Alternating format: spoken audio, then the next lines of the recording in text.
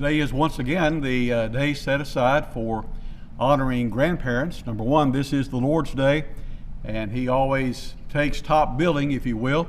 But there are other Sundays where men have decided it'd be a good time to set aside and recognize some other very important people in our lives, and thus this is Grandparents' Day. This day goes back to 1973. A lady by the name of Marion McQuaid grew up visiting older people with her mother, and so she grew up with a love for older people and thought it'd be a great thing to set aside a day in honor of those who are older, and usually grandparents are in the older category. The first national observance was in 1979. Jimmy Carter, the president at that time, signed into law the Sunday after Labor Day as National Grandparents' Day. And if my math is correct, this is number 41. This is the 41st observance of this day. A time where grandparents can be honored, a time where grandparents can show their love for their children's children, a time for those who are younger to realize the wisdom and the experience that those who are older can pass along, and we certainly can benefit from. For a moment, I want us to consider the impact of grandparents, and only God, I guess, could really measure the impact that they have in history. Most of the people in the Bible, especially the famous people in the Bible, were grandparents at some point in time in their life, and they often played a major role in the way that history went. To illustrate that, I think about Hezekiah. Hezekiah was one of the best kings that Judah ever had, but his father was Ahaz, and he was one of the worst kings that Judah ever had. But Hezekiah's grandfather was Jotham, and he did that which was right in the eyes of the Lord. So Hezekiah wisely took after his grandfather rather than his father, and the result was victory for the kingdom of God. So again, appreciate the impact that grandparents then and now have. And then we think about the influence of those who are grandparents. There's always hope for the next generation because of the efforts and the influence of grandparents of today. This tells us that even if one generation does go astray, the next generation can be brought back because of the influence of these we call grandparents. Grandparents, because of wisdom, age, and experience, know a lot of things. We're going to confine our study to just 3 of those. We're going to find out, we know that grandparents usually know the precious nature of time. They know how to take time, and they know how to love. Obviously, there may be exceptions, but by and large, most all grandparents know these 3 things. Let's talk about these briefly this morning. First of all, most grandparents realize the precious nature of time. That is, they know that life is very brief. Obviously, the older a person gets, the closer to death he is. And the older one gets, the more he realizes how very brief life is. Most grandparents are in the category of getting older, at least. We won't say they're old, but they're getting older. We're all getting older, I guess, the politically correct way of saying. They look back on their lives, they marvel at how quickly time has passed. Many may find it hard to believe they are even grandparents. Seemed like it was just yesterday we have kids, or had kids, and now we have grandkids or grandchildren. I think no matter our age, to some extent we all can identify with this business of life passing by so very quickly. Think for a moment, this past Friday was once again 9/11. It's been 19 years. 19 years since those planes flew into the Trade Center and into the Pentagon, and then into the field there in Pennsylvania, killing thousands of people. 19 years. I'm sure we all remember where we were when that happened and what we were doing when that happened, and we can replay those scenes over and again in our minds of the awfulness of that day. And in our own area, the long, long lines just to get gas, and our flag being flown upside down. 19 years ago. Seems like not that long ago at all. Go back in your mind a bit further. Some may not be able to do this, to April 19th, 1995. This was the bombing of the federal building in Oklahoma and the vivid scenes of that awful event. Remember the firefighter holding in his arms the mangled body of that little girl? Again, that's been, 25 years ago. But again, the images are still very fresh. Hard to believe it's been 25 years since that happened. Go back a few years more and watch as President Ronald Reagan stood at the Brandenburg Gate and issued his defiant challenge to the Soviet premier. Remember his words, Mr. Gorbachev, tear down this wall. See it as if it were yesterday. And yet that's been many, many years ago. And then again, think of the birth of your children. I know when ours were born, everybody told us, enjoy them while they're small because they're going to grow up faster than you could ever believe, and it happened. Adam's 26, Abby's 24, both adults now in age-wise. You think back to the day of your marriage, the day you were baptized. You think of your birthday. It hardly seems possible that we are as old as we are. Do you feel as old as you are? I won't ask for a show of hands. Some people do, some people don't. You may have heard about two older gentlemen. They were sitting under a shade tree and they were talking. They were both in their 80s. One was named Jim and the other's named Slim. And Jim said to Slim, I just turned 83 and I feel every bit of it. My back hurts, my leg hurts, I can barely get around. Slim said, well, I feel like a newborn baby. Jim said, how can you feel like a newborn baby when you're in your 80s? Slim said, well, I don't have any teeth. I don't have any hair. I think I just wet my pants.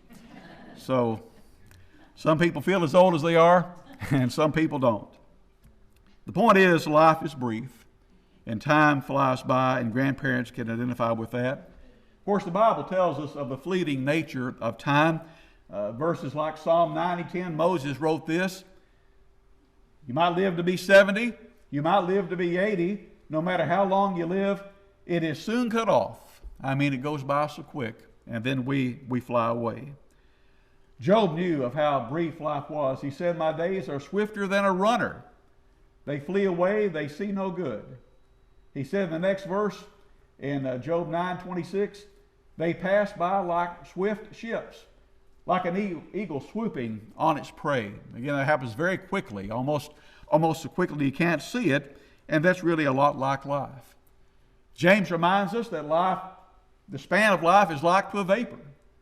What is your life? It is even a vapor, a mist that appears for a little time. You're boiling a pot of water on the stove. The steam is there, and just as quickly as it is there, it's gone. That's really a lot like life. Sometimes we may forget, but grandparents certainly know the precious nature of time, and because they know that, they know something else. They often know how to take time. That's something some of us struggle doing. They know how to take time. They make time and take time, especially with those grandchildren. And this is a bit understandable. Many grandparents are retired and they have more spare time. Now, some would argue that, but they have at least time. They can take time for important people, again, like those grandkids. And again, that takes time, and it's certainly time well spent. The Bible tells us that we are to take time, whether we're grandparents or not. The Bible says we are to be still. That's Psalm 46:10. Be still and know that I am God. Pause. Hit the pause button. Time out. Look around you. Be still. And know, God says, that I am God. Take some time for me. Take some time out for me. And again, that takes time. Grandparents know how to take time. One grandchild said this about his grandfather. He said, a grandpa is a lot like a dad, except he always spoils you and never spanks you. He has whiter hair than a dad, but not as much of it. A grandpa asks me questions about me. He wants to know what other people don't even care about and what makes me such a good boy. Grandpa likes to say yes and hates to say no. When I'm with Grandpa, I'm with the most important person in the world. A king or prince would not get more of Grandpa's attention than I do. When I go to bed at night, I know that Grandpa prays for me. Sounds like that grandson and grandfather had a great, great relationship, as most grandparents and grandchildren do. Another little 8-year-old had this to say about grandmothers. Everybody should try to have a grandma, especially if you don't have television, because grandmas are the only grown-ups who always have time. They always have time. Grandparents know the precious nature of time, and they know the importance of taking time, And certainly we would agree that most all grandparents know how to love. For our final point this morning, I've never met a mean granddad or grandmom. I'm sure there's some out there somewhere. Got to be some somewhere, I guess, in our crazy mixed up world today, but I've never met one. I'm thankful I've never met a mean grandfather or grandmother. Most grandparents know how to love. And I want to end our thoughts this morning by looking at some Bible passages on love as it relates to everybody, including grandparents, from Romans 12 and 13. And we would suggest, first of all, that a grandparent's love is pure. It is pure. Romans 12:9, this should be true of every child of God, by the way, no matter the age. Let love be genuine. The King James says, let love be without dissimulation. Others translate that, let love be without hypocrisy, or this rendering, let love be the real thing. Let it be genuine. And a grandparent's love is usually genuine and honest and sincere. No play acting, no ulterior motives, no hidden agenda. They know that true love does not pretend. Even when their children and grandchildren don't come around and visit nearly as often as they should, they still extend their love to them because their love is real. Their love is genuine. Their love is pure. Second, their love prefers others. Romans 12 and verse 10. Be kindly affectioned one to another with brotherly love, in honor preferring one another. This is the kind of love that sacrifices. This is the kind of love that surrenders, if you will. This is the kind of love that thinks of the needs of others before their own. Again, a love sacrificial in nature. This is the kind of love that motivates grandparents at times to raise their own grandchildren because their children either have died or, sad to say, even more tragic, their children don't care. And so grandchildren are left to be raised by loving and caring grandparents. They'll scrape, they'll sacrifice, they will do without, they'll get by. Some of them may still work a public job in order to put food on the table and get those grandkids through school. That's because of love. Love that is pure and love that prefers others. A love that doesn't consider their own needs. A love that doesn't consider that back that is hurting and the body that is running down. A love that puts the needs of those grandkids first. Their love is shown to others. Romans 12:13. Again, this is true of all Christians, but we're sort of applying this to grandparents for this lesson at least. Distributing to the necessity of saints, given to hospitality. This kind of love is a love that is practiced. It is a love, again, that is seen. It is a love taken out of the pulpit and out of the pew to the world where people are in need. And many times grandkids will see a grandmother baking pies and cakes and cooking meals for people who are in need or who are down and out, who are struggling in various ways.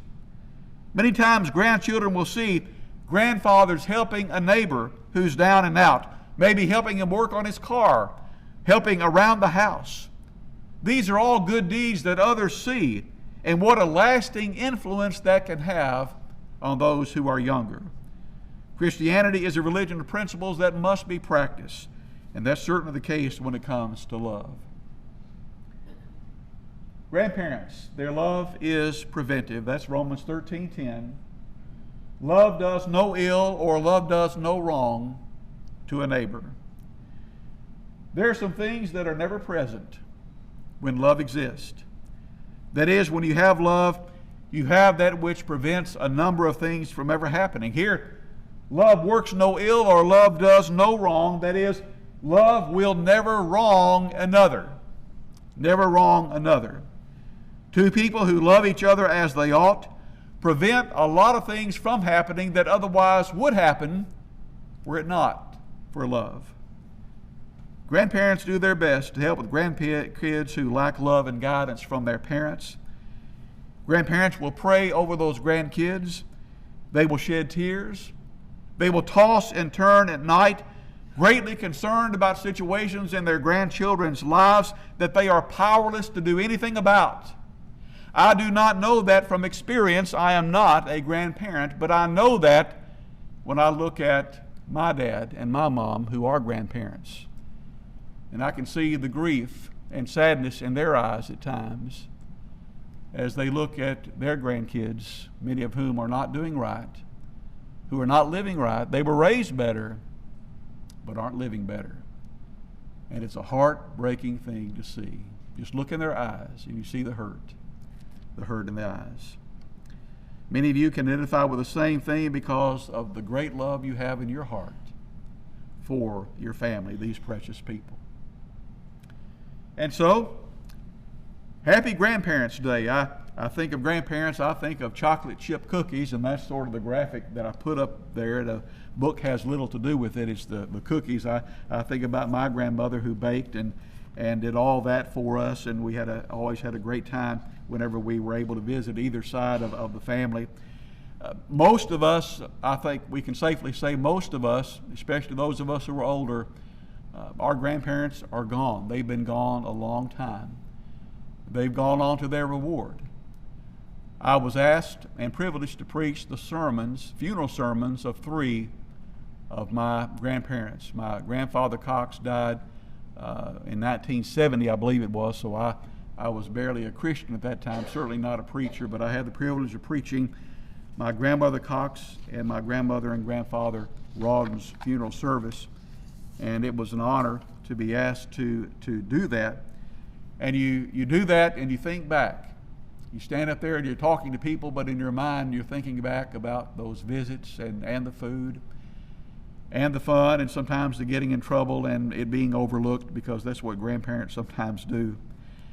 If your grandparents were Christians or are Christians, that is a double blessing, isn't it?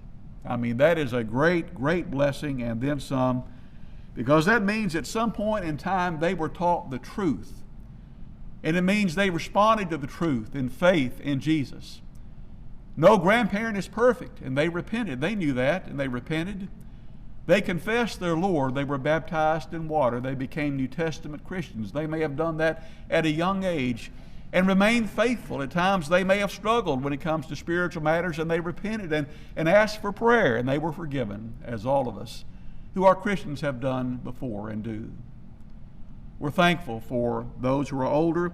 We're thankful for those pictures and photo albums that we can take, and even though they're gone, we can relive the past. Just pleasant, pleasant memories. And how thankful we ought to be for the legacy left behind of godly grandparents. And may those of us who are living be setting the example for the younger, so they'll have people to look up to, people to admire, and people to follow in life. If you need to respond to the invitation this morning, do so now as we stand and as we sing.